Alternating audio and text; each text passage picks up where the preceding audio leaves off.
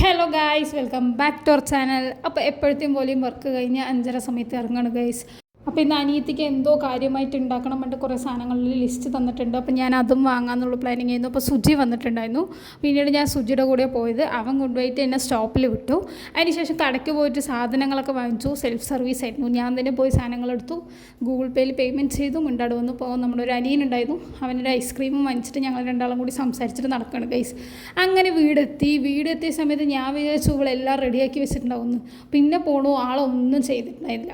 അപ്പോൾ ഒരു മാങ്ങ കണ്ടു. അതായത് നല്ല പഴുത്ത മാങ്ങയോ അല്ലാണ്ട് ഒരു മിനിമം മീഡിയത്തിലുള്ള മാങ്ങ നല്ല ടേസ്റ്റ് ഉണ്ടാവും.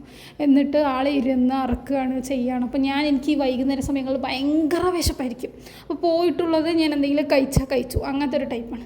എന്നിട്ട് വീഡിയോ കണ്ടിട്ട് എന്തൊക്കെ ഇൻഗ്രീഡിയൻസ് ഇടണം വേണ്ടി നോക്കണം. അപ്പോൾ ഞാൻ പറഞ്ഞു അതിൽ മല്ലിപ്പൊടി ഇല്ലയെന്ന്. പക്ഷെ അവൾ ഉണ്ട് പറഞ്ഞു. എന്നിട്ട് 2 പ്രാവശ്യം വീഡിയോ കണ്ടിട്ടാണ് ഞങ്ങൾ അതിൽ മല്ലിപ്പൊടി ഉണ്ടെന്നുള്ളത് കണ്ടുപിടിച്ചത്. അതിനുശേഷം നീയൊന്നും ചെയ്തു തരണ്ട, എല്ലാം ഞാൻ ചെയ്യാമെന്നുള്ള മൈൻഡിലാണ് അവൾ വർക്ക് ചെയ്തുകൊണ്ടിരിക്കുന്നത്. സംഭവം ഒരു രക്ഷയില്ലാത്ത പരിപാടിയായിരുന്നു. ആളുടെ ഫസ്റ്റ് ട്രൈ കാര്യങ്ങളൊക്കെ ആയിരുന്നു. ഇപ്പോൾ വലിയ കുഴപ്പമില്ലാണ്ടൊക്കെ ആൾ ചെയ്തു. ഇങ്ങനെ തിരിച്ചിടലും അങ്ങനെ മറിച്ചിടലും, ഇങ്ങനെ ചെയ്താൽ മതി അങ്ങനെ ചെയ്താൽ മതി എന്നുള്ള ചോദ്യമൊക്കെ ആയിരുന്നു.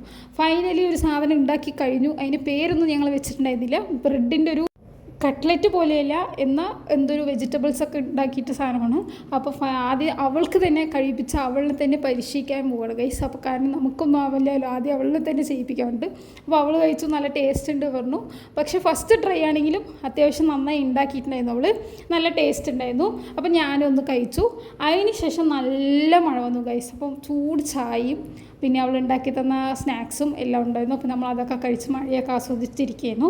അപ്പോൾ ഏട്ടൻ്റെ കുട്ടിയും വന്നിട്ടുണ്ടായിരുന്നു. അവളൊരു സൈഡ് ഇവളൊരു സൈഡ്.